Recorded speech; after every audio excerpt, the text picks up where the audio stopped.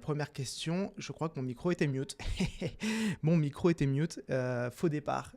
Bonjour LinkedIn, j'espère que vous allez bien. Je disais donc, avant que je me rende compte que le micro était coupé, je disais bonjour à tout le monde.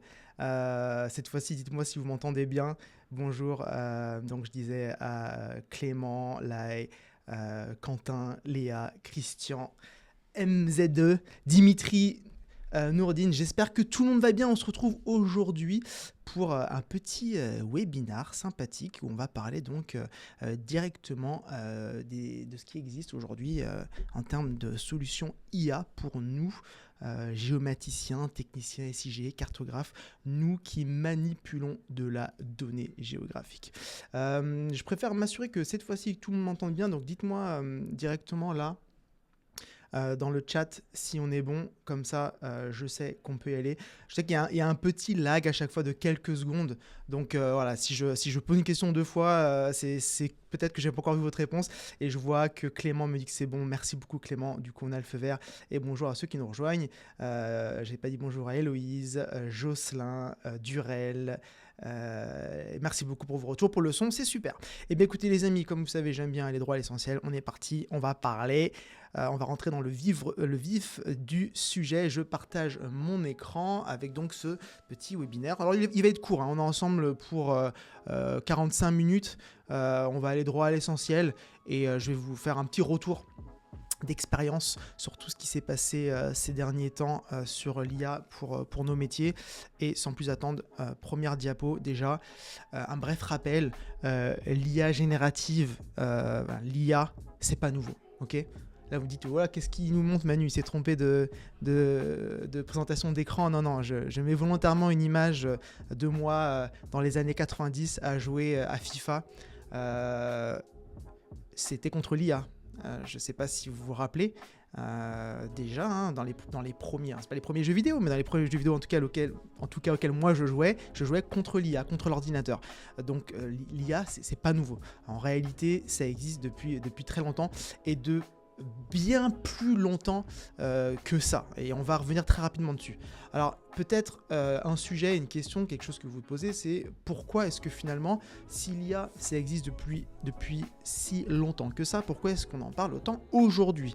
Et bien tout simplement parce qu'aujourd'hui on a l'arrivée de l'IA générative, et donc c'est bien important de comprendre la différence. Si on remonte très rapidement à l'histoire de l'IA, c'est pas nouveau, hein, ça date de les premières algorithmies, hein, on parle de Seconde Guerre mondiale avec Alan Turing qui a décodé la machine allemande, la machine nazie. Et donc pour décoder, il a fait des maths, notion d'algorithmie, il a pris des données, on a entraîné ces données, notion de machine learning. Une fois que ces données sont entraînées, on crée des modèles, notion donc d'algorithme. Les technologies évoluent, on passe après au deep learning avec des connexions neuronales. Tout ça, hein, c'est l'histoire de 1940-42, si on se rebase sur Turing, jusqu'à encore aujourd'hui, ça ne cesse d'évoluer. Et le terme intelligence artificielle, lui, c'est plus sur la conf de Dartmouth 1956, où on a des grandes têtes qui sont réunies, qui ont posé les choses, et c'est là que le terme est vraiment apparu. Donc ce n'est pas nouveau, ok, c'est pas nouveau. Et pourquoi est-ce qu'on en parle autant? C'est parce que ce qui est nouveau, c'est l'IA générative. ChatGPT 2022, ça débarque, on découvre que l'on peut parler à un modèle en langage naturel, et ce modèle nous répond en langage naturel. C'est assez bluffant, ça marche plutôt bien, et ça, c'est tout à fait nouveau. Et ça permettait de rendre aujourd'hui accessibles ces notions d'IA qui étaient bien compliquées à des personnes qui ne sont pas du métier. Parce que très concrètement, de l'IA, même dans les SIG, même dans la géomatique ou dans la télédétection, ça existe aussi depuis longtemps. Vous savez, quand on a des modèles qui sont capables de détecter la couleur des pixels sur des images satellites, et que grâce à ça, ils vont vous dire, tiens, bah, ça c'est de l'agriculture, derrière c'est de l'algorithmie, c'est de l'IA en fait. Donc ça existe déjà dans nos métiers. Mais ce qui est important de comprendre, c'est que toute cette matière dure, en fait, cette science, cette partie mathématique, c'est pas le rôle du géomaticien. On est dans les métiers plus data science, data scientist, data scientist. Voilà, on fait des maths, on fait des modèles, on développe des logiciels. Il y a la Geo AI qui existe depuis très longtemps, qui permet donc de faire des prédictions. Ça existe aussi depuis très longtemps. à la grande différence donc, de l'IA générative, qui est ici notre sujet, qui, elle, peut être utilisée par géomaticien. Au passage, j'espère que vous avez bien la petite infographie, je me suis fait plaisir. Le petit géomaticien, lui, avec ses compétences logicielles, QGIS, peut-être un peu de requêtes, SQL, peut-être un peu de programmation, un peu de Python, de la gestion de base de données, Postgres, peut-être qu'après on va administrer de la base de données, on va peut-être faire un peu de web avec des solutions, différentes solutions. Vous voyez tous ces petits outils que le géomaticien manipule, on n'est pas dans le dur, entre guillemets, on fait pas de code, on reste sur des outils, les outils du géomaticien. Et bien finalement, un des premiers points, c'est que l'IA générative, elle, va pouvoir être utilisée directement par le géomaticien pour avancer sur ses tâches. Et on va voir un exemple très concret dans la prochaine slide, mais juste avant, je fais un petit point sur les commentaires pour voir s'il y a des questions. Évidemment, je le dis à chaque fois, l'avantage de ces webinaires, contrairement à ce que j'ai l'habitude de faire avec les tutos, c'est que vous pouvez me poser vos questions et on répond en live et ça fait avancer le débat et c'est très intéressant. Donc n'hésitez surtout pas. Oui, c'était bien la machine Enigma et Clément qui souligne la ref au dernier podcast. D'ailleurs, si vous n'avez pas encore découvert le nouveau podcast des géomagiciens, allez-y, c'est sympa. Le tout premier épisode est sorti vendredi dernier. Vous le trouvez sur YouTube en vidéo. Et si vous préférez le format audio, c'est sur les plateformes classiques. Apple Podcast, Spotify, Deezer, vous trouvez tout ça là. Allez-y, c'est sympa. On a du beau monde. Et demain, on a le deuxième épisode qui sort, qui va être aussi très intéressant avec Léa, qui est d'ailleurs dans le chat que je salue. Donc voilà, allez-y. N'ayez pas peur, allez découvrir ce podcast qui parle directement de nos métiers. Retour à nos moutons. Je vous disais que le géomaticien va pouvoir lui utiliser ces outils d'IA générative pour l'aider au quotidien. Donc ça, ce que je vous présente, ça existe, on l'a compris. Vous l'avez, je pense, dans le chat. Si ce n'est pas le cas, dites-le moi, mais je pense que vous avez tous au moins testé une fois, demandé à une IA générative, peut-être ChatGPT, peut-être Gemini, peut-être Mistral, peu importe. Moi ici, c'est Claude, parce que Claude, c'est celui que je trouve le plus performant sur ce sujet. Vous avez déjà demandé peut-être de faire une requête SQL ou peut-être faire un petit script Python. Si ce n'est pas le cas, je vous montre quand même à quoi ça peut ressembler. Donc là, j'ai fini mon écran pour gagner du temps. Vous voyez, j'ai fait un petit prompt. Tu es un expert QGIS et Python. Génère un script Python compatible avec la console Python de QGIS qui crée des zones tampons, buffer, à partir d'une couche vectorielle nommée canalisation. Le rayon du tampon doit être variable et dépendre d'un champ attributaire numérique nommé distance exprimé en mètres. Les contraintes, le script doit vérifier que la couche canalisation existe dans le projet QGIS, etc. Voilà, c'est un prompt qui explique vraiment, parce que moi je connais le métier, je sais comment faire, mais peut-être que je ne sais pas comment faire le script Python. Donc je vais lui demander de faire le script. Évidemment ici je ne lui ai pas donné le nom de ma machine et de mes raccourcis pour que le script puisse directement fonctionner, mais tout ça s'adapte évidemment. Et vous voyez que là j'ai cliqué sur envoyer et en quelques secondes j'ai le prompt qui se crée avec même les commentaires, vous voyez le petit hashtag avec les commentaires qui explique ce que fait chaque fonction. Ça c'est super pour apprendre. Parce que si vous avez quelques notions, quelques bases en Python, avec des codes qui correspondent à votre besoin exprimé à l'écrit dans votre langage, des codes qui sont commentés, pour apprendre, pour monter en compétence, c'est incroyable. Donc ça on connaît, maintenant c'est plus nouveau, ça existe depuis plus de 2 ans, je pense que vous avez testé, et si c'est pas le cas évidemment, allez-y, testez. Donc ça c'est la partie IA générative directement, mais après on a vite ce besoin de se dire ok c'est trop bien, l'IA elle fait des choses intelligemment, mais on veut automatiser. Ça c'est le mot que tous mes apprenants ont à la bouche en formation sur l'IA générative. On me parle toujours d'automatisation. On a compris que les modèles d'IA étaient intelligents, étaient capables de réfléchir, de nous proposer quelque chose, mais ce qu'on veut c'est que ça le fasse pour nous automatiquement. L'automatisation, nous, dans nos métiers, on connaît. Le modeleur graphique de QGIS, vous connaissez. Si ce n'est pas le cas, la semaine dernière, c'était le sujet de webinaire, je vous invite à regarder le replay, c'est sur YouTube. Ça, on connaît. FME, c'est un exemple d'ETL, un outil qui permet aussi d'automatiquement faire des traitements. Ce sont vraiment des basiques. Il y en a plein. J'ai choisi ces deux-là pour faire simple, mais il y en a plein. L'automatisation, on connaît. Maintenant, l'idée, c'est que l'automatisation s'est aussi développée avec notamment le no-code. Le no-code, c'est être capable de faire l'automatisation sans avoir besoin de coder. Il y a des outils, Zapier, Make, qui marchent très bien, vraiment intéressants, Power Automate, qui permettent de connecter entre différentes solutions. Vous avez une boîte mail, vous avez des fichiers Excel, vous avez des bases de données, vous pouvez connecter ça et directement être capable avec une requête, lancer une succession de traitements, enclencher différentes actions, différents outils. Donc l'outil connecte différentes API, c'est vraiment la logique. Voilà, ça aussi, rien de nouveau, même si ça s'est développé récemment, on connaît. Là où ça devient intéressant, c'est si on connecte les deux. Si on connecte ces outils d'automatisation, donc genre Zapier, Make, Power Automate, si on connecte ça à l'IA directement, là on peut avoir des choses sympas. N8N, c'est un exemple d'application. Alors déjà, je vous dis direct, au niveau des tarifications, tous ces outils-là, souvent, vous avez toujours une version gratuite qui permet de faire des choses sympas, qui permet de tester, vous avez des périodes d'essai, etc. Donc vous testez. Et après, selon votre utilité, si c'est professionnel et que vous y allez, vous bombardez, à un moment donné, oui, il y a des abonnements.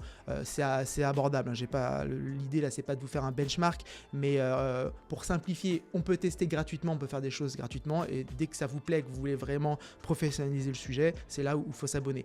N8N, il y a une côté open source où on peut très bien installer tout ça sur nos machines, chez nous, enfin dans notre entreprise, en local ou sur des serveurs distants, et c'est open source et gratuit. Il y a aussi des versions où ils hébergent pour nous, et là c'est payant. Voilà. Je ferme la parenthèse juste parce que souvent on me demande, ok c'est bien, mais combien ça coûte ? Donc N8N, je disais, c'est l'automatisation. Donc on récupère ce qu'on avait là, Zapier, Make, Power Automate, tout ça, et on va le combiner à de l'IA générative.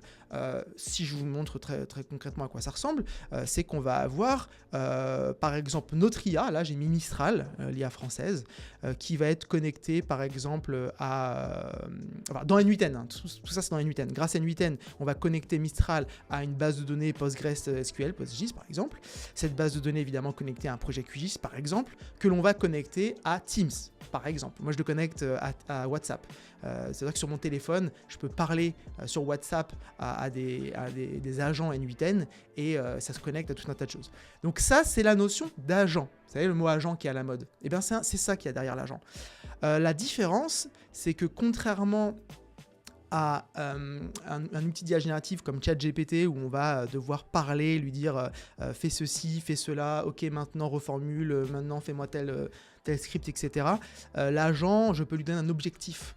Je peux lui dire l'objectif, c'est de faire fonctionner, c'est d'obtenir telle zone avec telle contrainte. Et bien l'agent va faire ce qu'il faut pour aller en base de données, chercher la donnée, récupérer, envoyer des mails aux personnes qui sont concernées intelligemment, grâce là notamment au noyau Mistral. Donc il va avoir l'intelligence artificielle avec Mistral et il va ensuite connecter ça sous forme d'automatisation à différentes API, différents outils. Voilà, ça s'appelle N8N. Donc là, je vous ai vraiment fait un panorama de ce qu'on connaît déjà, il n'y a rien de nouveau. Enfin, je dis on connaît déjà rien de nouveau parce que ça fait 2 ans que j'en parle, donc j'ai l'impression que maintenant c'est acquis. Je sais qu'il y en a qui découvrent encore, mais tout ce que je vous montre là, voilà, ça fait 2 ans que ça tourne et que ça marche bien et que j'accompagne sur ces outils-là et c'est validé. C'est validé. Maintenant, nous allons nous focaliser sur des outils SIG qui intègrent eux directement de l'IA. Mais avant d'en arriver là, je fais un petit point sur le chat. Je rappelle, le but c'est qu'on est en live, c'est ça qui est sympa, c'est de pouvoir échanger. Donc si vous avez des questions, des remarques, allez-y, je prends une petite minute pour vous lire. Et dites-moi, est-ce que ce que je viens de vous présenter là, ça fait quoi ? Ça fait à peine combien de temps qu'on est ensemble ? Ça fait un quart d'heure que je parle, 10-15 minutes que je parle. Dites-moi juste si tout ça vous connaissiez et que c'est un rappel, vous me mettez juste oui. Si au contraire, vous avez tout découvert, vous pouvez me dire c'est tout nouveau.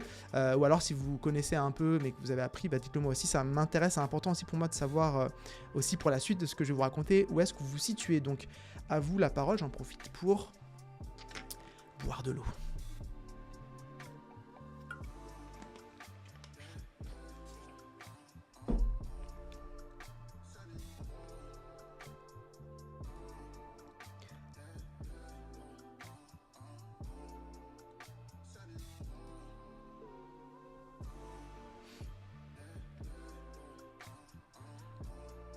Il y a toujours ce petit delay entre ce que moi je dis et le live et les commentaires. C'est pour ça que ça met toujours un peu plus de temps. Super, ça débarque, ça arrive. Donc, ok, Quentin, vous découvrez. Ok, super. Est-ce qu'il y en a d'autres qui découvrent? Ne faites pas les timides, hein. On est combien? J'ai même pas regardé. On est 36. On est entre nous là. On est entre géomaticiens. Vous faites partie des 36 courageux qui, pendant leur pause déjeuner, décident d'apprendre comment devenir meilleur avec les nouveaux outils. Déjà, bravo à vous. Je le disais déjà la semaine dernière, je le redis encore. Voilà, vous êtes 36, 37 maintenant, utilisateurs SIG qui, pendant leur pause déj, écoutent quelqu'un leur raconter un peu où va le métier, ce qui arrive. C'est bravo à vous, c'est déjà une très très bonne démarche. Alors, ensuite, donc il y a de la découverte aussi du côté de Ashley, découverte aussi de la part de Céline. Dimitri qui découvre N8N. Ouais, Dimitri, si vous avez une fibre un peu automatisation, c'est quelque chose qui vous plaît, allez-y vraiment, hein. Donc N8N, on peut tester gratuitement, c'est assez bluffant. Et ce qui est top dans ces outils-là, c'est qu'à chaque fois, il y a une IA qui vous aide à l'intérieur. Donc c'est-à-dire que si sur N8N, si moi je veux connecter ma base Postgres directement à WhatsApp, par exemple, pour être capable d'envoyer un WhatsApp en mode tiens, ma donnée là, elle a été mise à jour, et ben vous pouvez directement dans l'outil N8N lui dire bah moi je veux faire ça, comment je fais? Et l'IA N8N lui dit ah bah pour cela, ajoutez une base de Postgres, ensuite faites ceci, cela, c'est assez facile entre guillemets à découvrir. Jocelyn qui découvre aussi N8N, Clément aussi. Bah, apparemment N8N c'est la découverte de la matinée. Assez nouveau pour moi, j'ai raté le premier quart d'heure, je me rattrape au replay. Ouais, Flavian, ça marche. Vous avez évidemment le replay, comme je l'ai promis, je vous enverrai un petit message avec le replay. Découverte. Ok, bon, bah écoutez, je suis content que du coup vous ayez déjà découvert des choses sur cette première partie. Maintenant, on va passer sur l'IA dans les SIG. Alors, je sais que en France, notamment, on est des grands passionnés d'open source. QGIS c'est un outil qui plaît énormément. Moi-même, c'est mon outil de prédilection. Et j'ai fait naturellement un focus sur déjà QGIS et savoir ce qu'il en est aujourd'hui de l'IA dans QGIS. Alors, il y a plein de plugins qui peuvent s'installer directement dans QGIS gratuitement. Faut que j'arrête d'insister gratuitement, vous allez me dire, mais j'insiste parce qu'on me demande toujours à chaque fois ces outils, c'est bien et tout, mais combien ça coûte? Donc là, il y a des plugins sous QGIS que vous pouvez télécharger et qui vous permettent d'avoir un chatbot directement dans QGIS. Il y en a plusieurs, je vous en ai mis 4 ici à l'écran. Il y en a qui marchent du premier coup. Alors, si vous êtes sur Mac, sur Windows, je sais que sur Mac, je me suis fait des cheveux gris parce que en gros j'ai un nouvel ordi, mes bibliothèques Python n'étaient pas toutes installées, donc en gros le plugin j'ai galéré à le faire tourner. Sur Windows ça a marché du premier coup, mais ça dépendait un peu des plugins. Enfin bref, en gros ce que je vous dis là, c'est que selon les différentes frameworks que vous avez installés sur votre ordi, il se peut qu'il y ait des petits messages d'erreur sur ceux que vous avez à l'écran là, mais en tout cas ce sont des petits plugins faciles à installer où en gros vous pouvez avoir un espèce de petit chat GPT dans QGIS où vous posez des questions et vous le dites je veux faire ci, je veux faire ça, et ça va vous guider. Je vous ai mis une petite démo de GeoKnowledge AI. C'est celle que je préfère dans cette liste que je viens de vous mettre. Donc, elle n'était pas celle-là dans la liste de la slide d'avant, donc c'est une 5e que je vous montre. C'est ma préférée. Là, j'ai mis un petit prompt. J'ai mis comment faire pour créer un tampon qui dépend de la valeur d'un champ. Vous voyez, c'est un joli prompt, mais en gros, c'est une question un peu à l'oral, pas forcément très bien formulée, mais il m'a compris. Et il me dit comment faire étape par étape. Il faut aller sélectionner la couche, configurer une distance de tampon, etc. Et il m'explique tout bien. J'ai pas mal testé ce plugin. C'est mon préféré, comme je vous disais, mais il n'est pas parfait. Il n'est pas parfait parce que il se peut que dans ses propositions, ce qu'il vous raconte, c'est pas ce qui se fait de mieux. Et justement, à l'écran, j'adore être transparent, moi, j'adore vous montrer ce qui marche pas, autant que ce qui marche. Et là, en fait, c'est là où il y a ma souris en ce moment, je le remets. Mais ici, dans ce qu'il explique, il vous propose une solution qui en réalité n'est pas la meilleure. Voilà. Dans l'outil tampon, il y a une façon beaucoup plus simple de sélectionner un champ. Là, il passe par une autre solution. Voilà. Bon. Les formateurs ont encore du travail, ça nous rassure. Mais pour vous dire que là, je vous ai mis le contre-exemple qui n'est pas incroyable, même si ça va marcher. Je l'ai testé sur d'autres cas d'usage, ça marche très bien. J'ai fait un petit tuto, je crois, qui est sorti mardi sur cet outil qui marche très bien. Donc voilà. Ça, GeoKnowledge AI, moi, je valide. Donc pour ceux qui veulent mettre un peu d'IA dans QGIS, vous avez déjà votre première réponse. Je vous montre une autre solution. Qui est développée par Bouncing Labs. C'est une société californienne qui développe des plugins QGIS, comme celui qu'on vient de voir. Là, vous avez à l'écran un petit démo de... non, pour l'instant, c'est encore QAI Assistant. C'est comme on a vu juste avant dans QGIS, sauf que cette fois-ci, on va pouvoir lui dire « Fais le tampon », il va faire le tampon pour vous. Voilà. Ça existe depuis un petit moment, ça s'améliore de plus en plus. Moi, je vais être transparent, honnête avec vous. Au début, j'aimais pas. J'aimais pas parce que je me dis, en fait, avec ces outils, le problème, c'est qu'il y a toujours une marge d'erreur qui existe.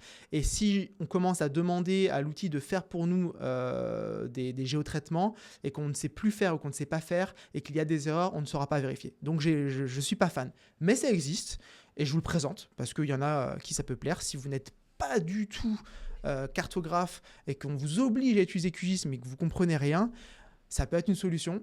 Je pense que c'est un risque énorme de faire des bêtises avec, mais c'est une solution. Je recommanderais plutôt d'apprendre.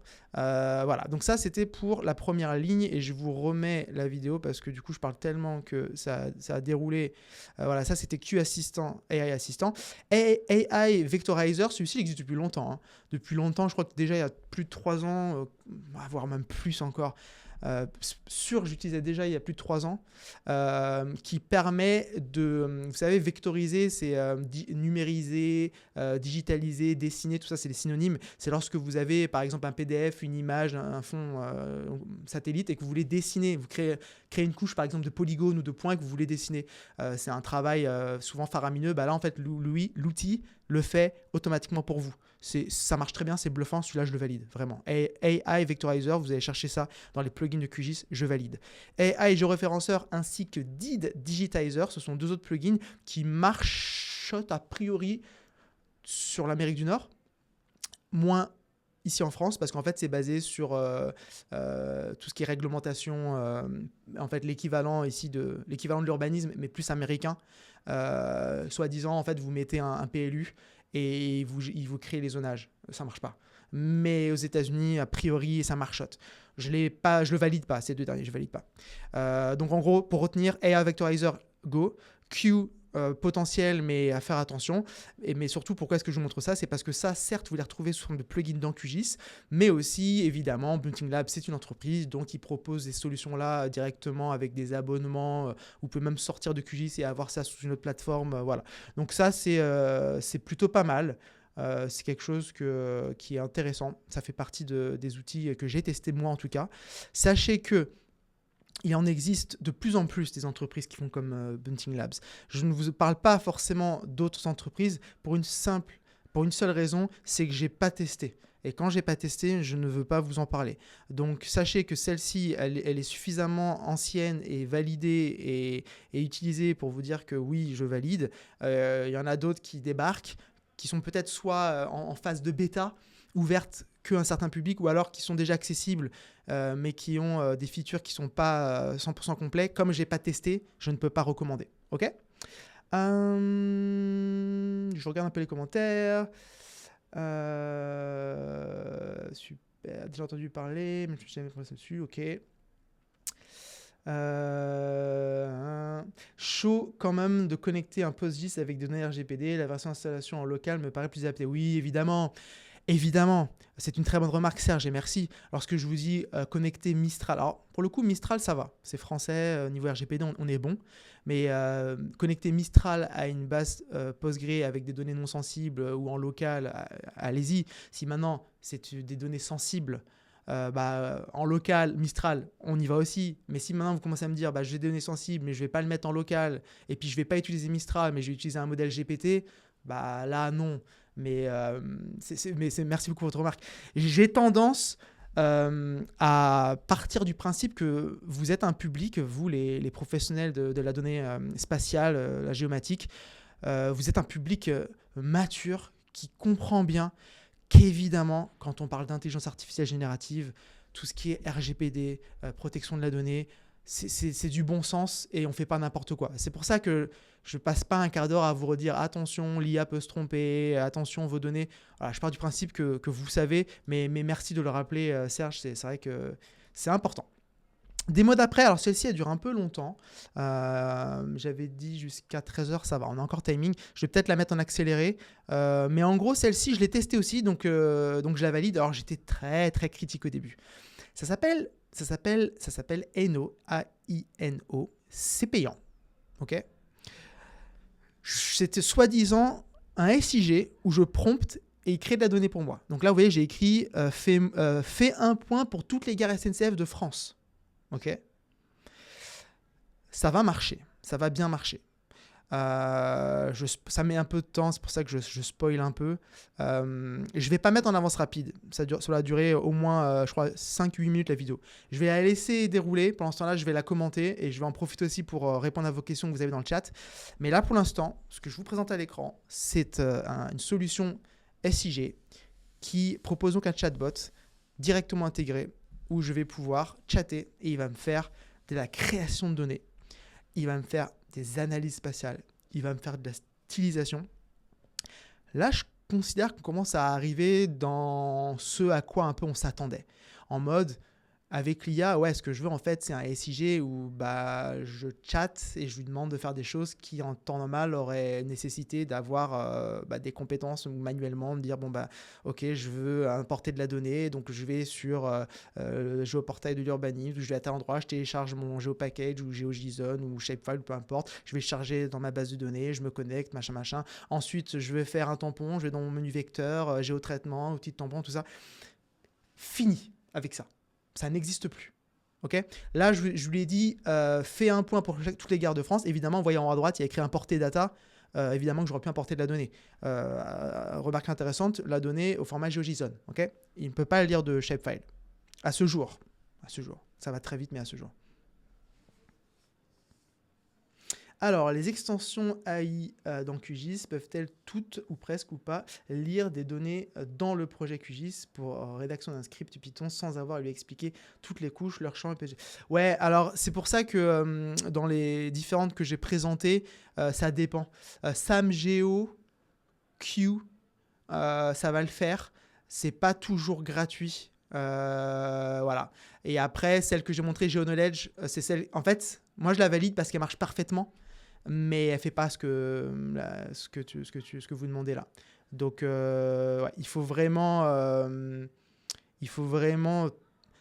commencer par le besoin. Si vous, le besoin que vous avez, c'est de la création de données, bah ouais, SamGeo, GeoAI, ça va fonctionner. Et après, voilà, ça c'est dans QGIS en tout cas pour la partie plugin. Alors, où est-ce que j'en suis? Je lui ai dit, fais un tampon de 2 km autour de la gare d'Aix-TGV. Je lui ai demandé ça, et donc là, il est en train de me faire un tampon de 2 km autour de la gare Aix-TGV. Il me dit à chaque fois qu'il a bien compris. Il m'explique tout ce qu'il fait. La méthode, ça va être du géocoding. Je vais faire ceci, je vais faire cela. Et là, bam, il m'a fait le tampon de 2 km. Vous en pensez quoi de ça? Dites-moi en commentaire. Je suis vraiment curieux de savoir si vous trouvez ça genre bluffant ou au contraire gadget. Je suis vraiment curieux d'avoir votre avis là-dessus. Je vous donnerai mon avis après.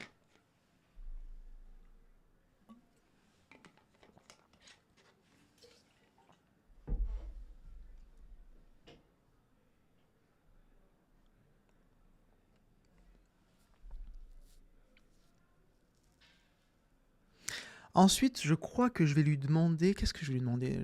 Je lui ai demandé de comparer ces gares avec les régions de France.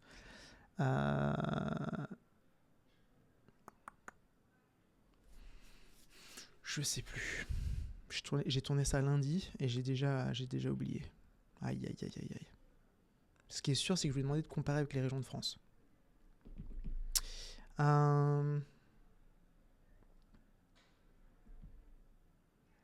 Oui, là je montre aussi qu'on a la partie où on peut désafficher des couches évidemment. Voilà, on retrouve vraiment la logique d'un web SIG. Hein. Là, je pars sur... Ah oui, je vais montrer ensuite dans la vidéo que il existe un plugin QGIS de cette même application que vous pouvez mettre directement dans QGIS. Et bah, du coup, ça répond peut-être à la question de Flavian. Avec ce plugin-là, oui, vous pouvez. Mais c'est pas gratuit, malheureusement. Mais oui, du coup, j'ai la réponse. Celui-ci, pour le coup, vu que je l'ai testé, qu'il a fonctionné, je le valide. Voilà, je vais demander de catégoriser la couleur des gares. Ah oui, c'est ça. Je vais demander de catégoriser la couleur des gares par région. Parce que là, vous voyez, le bleu, le vert, lui, il a fait un choix. Moi, ce que je voulais, c'est que chaque gare ait une couleur par région. Et donc là, il va aller me chercher la couche des régions de France. Il va aller me faire, je crois, une sélection spatiale. Et après, il va me catégoriser tout ça. Et ça, je spoil, hein, mais ça va très bien fonctionner. Alors, Lucie, bluffant, ça fait réfléchir sur le devenir des géomaticiens avec de tels outils. Ouais, c'est une bonne question et j'en parle j'en ai beaucoup parlé dans un épisode podcast que j'ai tourné cette semaine qui va apparaître dans quelques jours, quelques semaines. On parle de ça justement. Et est-ce que c'est grave si nos outils évoluent et que notre métier devient plus facile? Euh, Si on prend l'exemple que je reprends tout le temps, hein, c'est celui des maréchals ferrants. À l'époque, quand l'automobile débarque, bah, ils peuvent se dire ah bah ouais, mais du coup il y aura moins besoin de chevaux, je vais perdre mon business sur la partie les fers à cheval, tout ça, je vais faire comment? Oui, en effet, hein, parce que quelques années plus tard, l'automobile a débarqué, il n'y a plus besoin de chevaux pour ces besoins-là, et en effet, le métier n'existe plus. Bon, il en existe encore des maréchals ferrants, mais comparé à ce qui était à l'époque, ça n'a rien à voir. Et bah là, pour beaucoup, beaucoup de métiers, dont le nôtre, on peut se dire, bah ouais, mais du coup, si maintenant on peut chit-chatter là, là je suis dans QGIS maintenant, j'utilise le plugin dans QGIS et je lui dis fais-moi un tampon de 2 km autour du stade de la Beaujoire à Nantes et que je valide et qu'il me le fait, bah, on peut se poser des questions sur les compétences qu'on a actuellement. Bah, en fait, d'où l'importance à nous de monter en compétences, de savoir les utiliser et après d'aller plus loin en vrai. Parce que le temps qu'on investit à faire tout ça, si on peut l'investir à au contraire connecter des outils entre eux et aller encore plus loin, il y a un monde où on est gagnant. Je pense que c'est intéressant pour les thématiques non géomaticiens. Ouais, c'est vrai. Pour ceux qui ne connaissent pas la géomatique, de pouvoir faire ça, bah, pour le coup, pour eux, ils n'ont pas besoin de s'embêter avec l'apprentissage d'un outil SIG. Ouais. Quentin qui fait la même remarque que Lucie. Eh oui. Léa qui me dit très très utile, je pense surtout quand on a beaucoup de données à traiter, mais attention, je pense à revérifier les traitements qu'il applique exactement. Et d'ailleurs, je suis passé un peu vite, mais là, le stade, le tampon de 2 km, il s'est trompé. Il m'a fait le contour du stade, il m'a pas mis le tampon de 2 km. Voilà, je m'en suis rendu compte parce que je connais, j'ai vérifié et je me suis dit, ah tiens, il est pas bon. Donc là, sur toute la démo, c'est la seule fois où ça n'a pas marché. Tout le reste, là, ce que vous voyez à l'écran, là, c'est la fameuse catégorisation, ça a fonctionné parfaitement. Ouais, c'est OpenStreetMap. J'ai vérifié. Ouais, c'est OpenStreetMap. Je pense qu'on doit pouvoir être capable d'aller chercher d'autres sources de fonds de cartes. Je pense, à vérifier.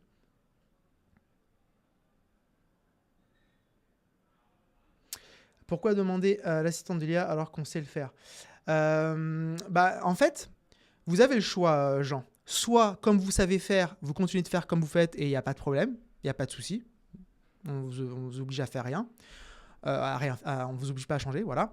Ou soit vous vous dites, tiens, les outils ont évolué. Ce qui avant nécessitait de faire de telle manière, aujourd'hui peut se faire de cette manière. Est-ce que cette matière vous plaît? Est-ce que vous préférez cette manière? Est-ce qu'elle va plus vite? Est-ce qu'elle est plus efficace? Oui ou non? Si ça ne vous plaît pas, n'y allez pas. Continuez de faire comme vous faites. Si par contre, vous vous dites, ah, bah c'est pas mal parce qu'avec cette méthode, je gagne du temps. Et le temps que j'ai, ça peut être mis à passer peut-être plus de temps en présentiel avec les clients et pas toujours courir après des rendez-vous, par exemple. C'est ça le sujet. C'est est-ce que vous avez besoin de ce temps? Est-ce que vous le voulez?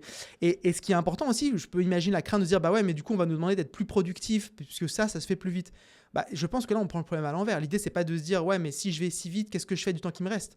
Non, c'est plutôt quel est le besoin, quelle est la mission, qu'est-ce que je dois faire, et avec le temps que j'ai, si je peux passer 5 minutes au lieu d'une heure sur une analyse spatiale et que j'ai gagné 55 minutes, mais passez là à faire des choses qui vous parlent et qui font plaisir. On est en cartographie.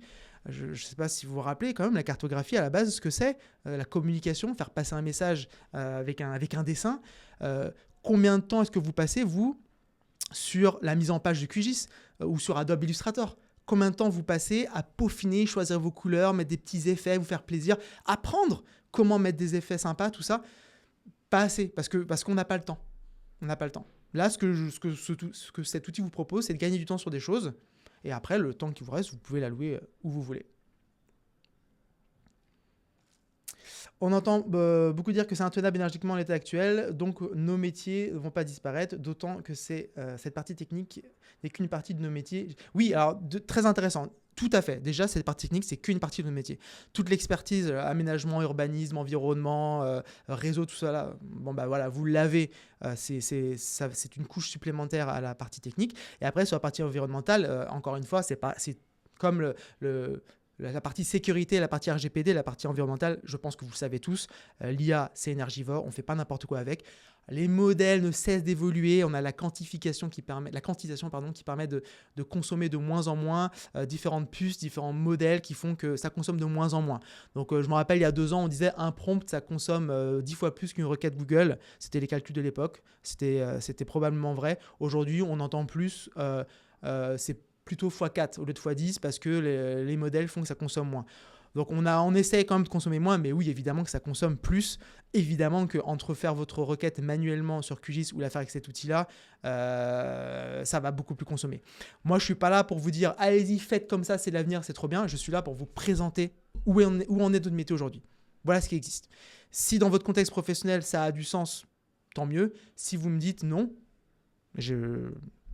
tant mieux aussi pour vous.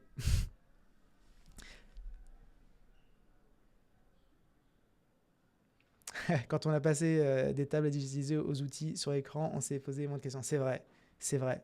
Et je voyais une publication comme ça sur LinkedIn hier, je crois, de l'époque où on dessinait les plans à la main. Moi, en réalité, je suis nostalgique de cette époque, quoi. Ça me manque, mais premier degré, je prends un plaisir fou à dessiner. Alors aujourd'hui, plus sur Illustrator, mais avant, à la main, à la fac, on faisait des coupes du relief à la main. Vous savez, on a la carte IGN, on prend la règle, on trace une droite et après, chaque fois qu'on rencontre une courbe de niveau, on regarde la petite valeur, on fait monter. Moi, j'adorais faire ça. Aujourd'hui, ce n'est plus une méthode utilisée. Donc, est-ce que soit je m'attache, je suis nostalgique, j'en pleure et je continue de faire, mais ça ne sert à rien, ou alors je fais autre chose. Je me pose la question sur la formation des futurs géomaticiens qui utiliseront que l'IA. Ouais, justement, on va en parler ça. Comment on fait si on apprend à manipuler la donnée spatiale qu'avec des outils IA sans même savoir ce qui se passe derrière? Bon, on fait des bêtises. Je pense qu'on fait des bêtises et c'est pas du tout notre objectif. Nous, on a la chance, tous ceux qui sont là, je pense, faites partie d'une génération qui a appris le métier, qui sait faire, et l'IA est là pour vous augmenter. Le risque serait actuellement d'être dans la phase d'apprentissage où on connaît rien, on apprend tout et on apprend avec des outils qui font à notre place.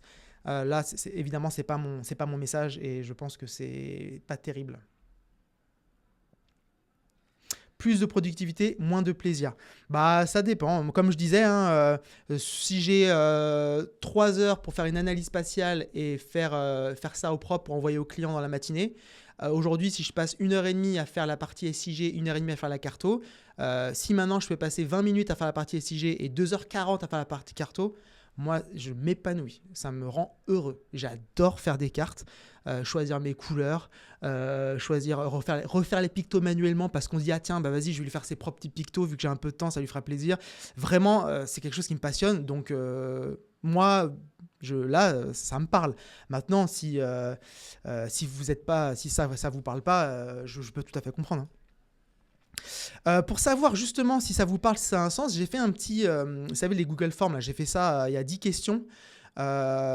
C'est typiquement pour vous guider un peu, savoir si ça a du sens pour vous de découvrir soit de l'automatisation, soit du no-code, soit de l'IA générative, de l'IA dans les SIG, de l'IA à côté des SIG. Vous savez, il y a aussi la méthodologie de comment parler à l'IA pour qu'elle fasse le script Python comme il faut. Il y a vraiment un spectre qui est très très large de tout ce qui tourne autour de ces sujets-là. Donc, je vous ai fait un petit questionnaire de 10 questions. En 3 minutes, c'est fait. Et ce que je vous propose, en fait, on est combien là ? on est une trentaine. Vous n'êtes vraiment pas beaucoup. Vous savez quoi? Ce que je peux faire, si ça vous plaît, si ça vous intéresse, sur ces questions, vous devez mettre votre email. Ce que je vous propose, ceux que ça intéresse, vous pouvez refaire les 10 questions, mettre votre email et je vous réponds par mail en vous expliquant, au vu des réponses que vous avez fournies, moi, je vous recommanderais de vous orienter vers ceci, vers cela.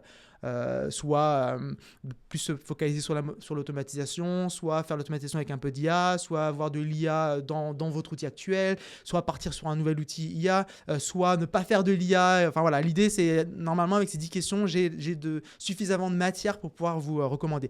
Donc c'est cadeau. C'est cadeau, évidemment, c'est gratuit, ça vous engage à rien, évidemment. Si ça vous plaît, je me dis, si vous faites tout ça, je vais recevoir 35 mails, ça va. 35 mails, je peux les traiter. Donc voilà, ça me fait plaisir. Vous êtes là présent, c'est mon cadeau. Pour ceux qui n'aiment pas les QR codes, je vais vous mettre le lien directement vers le Google Form dans le chat. Hop, je vais écrire ça comme ça. Faites votre diag. Tac, je mets le lien. Faites votre diagnostic. Hop. Je vous mets ça dans les commentaires là. Donc vous avez le lien, vous avez le QR code. Ça prend quelques minutes. Les dessins de courbe de niveau et tracés de profil topo sont quand même importants pour les TDS en licence. Au moins, ça apprend manuellement quelles sont les différences entre dépression et anticyclone. Donc oui. Ah, trop bien, ça se fait encore en formation. Oh, trop bien. Bah, c'est trop cool. Je suis vraiment heureux de l'apprendre. Merci Esther pour cette précision. Oui, c'est logique de savoir bien comprendre, le faire manuellement pour plus tard le faire avec la machine, mais apprendre à le faire manuellement, ouais, on est d'accord.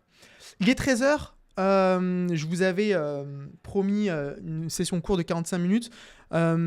Pour aller plus loin, ceux par qui ces sujets intéressent, je vous ai fait un beau programme pour un programme de formation d'une journée où en fait vous allez découvrir tous ces outils-là. Je vais vous donner mes meilleurs outils, mes meilleures astuces et vous allez faire vous-même.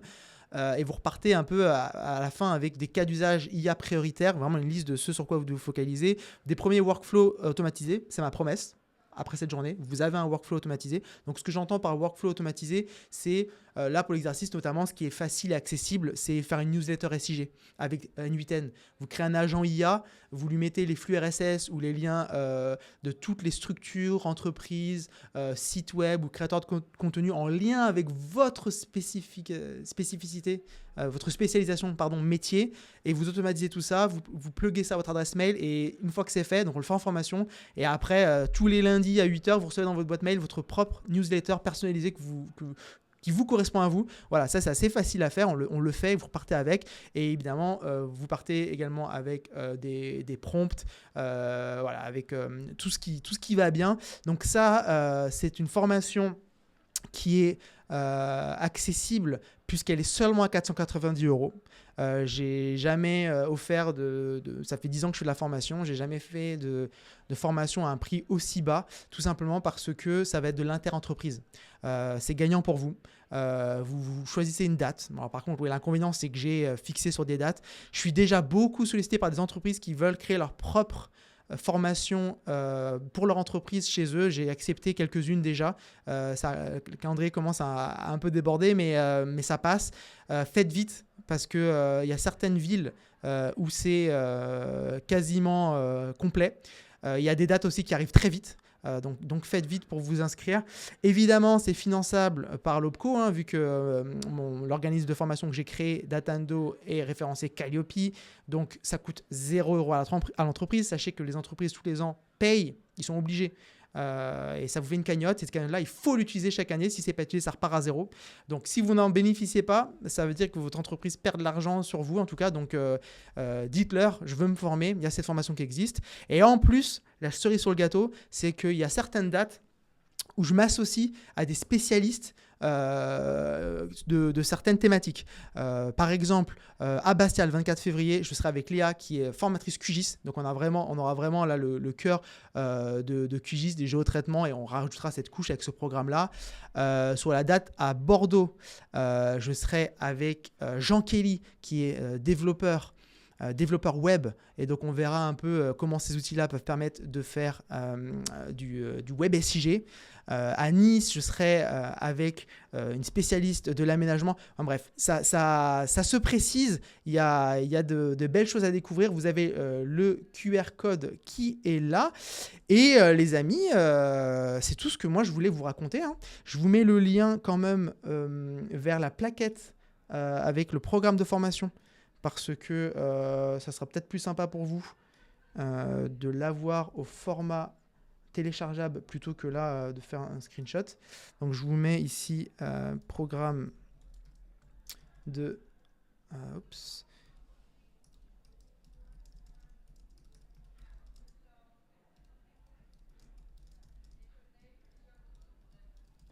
Programme de la formation l'IA pour les géomaticiens. Je vous mets le lien de la plaquette, hop, envoyé. Et si vous avez des questions, on a un peu débordé, mais je suis encore là quelques minutes. Je vois que vous êtes encore présent, donc allez-y. Je suis tout oui. Déjà, est-ce que est-ce que vous avez appris quelque chose quand même? Alors j'avais déjà posé la question, même sur la partie N8N, vous avez déjà appris. Maintenant, si on se fait un focus sur ce qui est venu après, c'est quelque chose dont vous aviez connaissance ou c'est de la découverte aussi? Il faut venir à Brest. Mais Brest, mais je vais à Brest, non?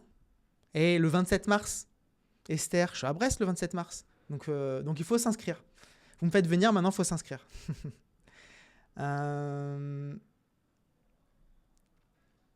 Avec plaisir, Dimitri, merci pour le message.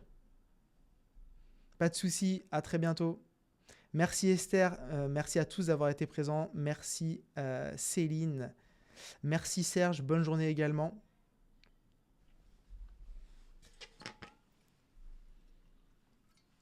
Bon appétit à ceux qui vont aller manger. Ou alors peut-être qu'il y en a qui ont déjeuné pendant la présentation. Et si c'est le cas, vous avez bien fait. C'est très smart. Ça, c'est de l'optimisation.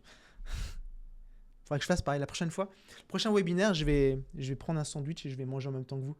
D'ailleurs, en parlant de prochain webinaire, je pense que vu que vous avez été au rendez-vous aujourd'hui, on va continuer les amis, hein. On va continuer. Je vais vous proposer un webinaire la semaine prochaine. Il faut que je fasse un choix de sujet. Peut-être je pensais refaire un focus analyse spatiale. Repartir un peu sur du QGIS, parler de géotraitement. Je pensais à un exercice sur... ça pourrait être calcul de densité de bâti, de population, des choses un peu classiques. Voilà, il faudra que je vois si ça vous plaît. Je ferai peut-être un petit sondage. Ou si vous avez des idées, dites-le moi en commentaire. En réalité, je n'ai pas encore décidé. Donc si vous avez une idée, vous me le dites. Et limite, je fais le webinaire sur ça. Il suffit de commander. Comment savoir quelles dates sont complètes? Pour l'instant, il n'y en a aucune qui est complète. Je vous le dis, c'est Paris en fait. Paris qui va être complet, celle d'avril bientôt. Et Montpellier qui commence aussi à bien se remplir. Pour l'instant, elles ne sont pas complètes. Et ce que je vais faire en fait, c'est que je mettrai à jour cette carte avec à chaque fois écrit complet. Et comme ça, on aura cette carte de France qui viendra se compléter et vous aurez ça. Il y a ma newsletter évidemment aussi. Si vous n'êtes pas encore abonné, qui vous permet d'avoir l'actu toutes les semaines. Je vous raconte un peu où est-ce qu'on en est et ce que je propose. Super intéressant. J'avais entendu parler des plugins, mais ça devient concret. Eh bien, avec plaisir, Quentin. Content que vous ayez appris quelque chose. Avec plaisir, Ovinet. Avec plaisir, Maxime. Merci à vous. Merci, bonne journée. Toujours intéressant d'avoir autant de nouvelles. Eh bien, avec plaisir, Héloïse. Un passage à Rouen. Ah, mais je crois que c'était déjà vous, Quentin, la semaine dernière, qui m'avait demandé Rouen. Parce qu'on m'a déjà demandé la semaine dernière. Je ne sais pas si c'était vous, quelqu'un d'autre. Mais Rouen, je crois que c'est la date sur laquelle j'ai pas prévu ou j'ai le plus de demandes. Il faut que... Je suis en Tour de France, zéro impact écologique. J'essaie de faire ça maximum en TGV. Et du coup, il faut que je vois si c'est possible. Il y a un monde où je peux rajouter une date à Rouen si vous êtes suffisamment. Avec plaisir, Lay.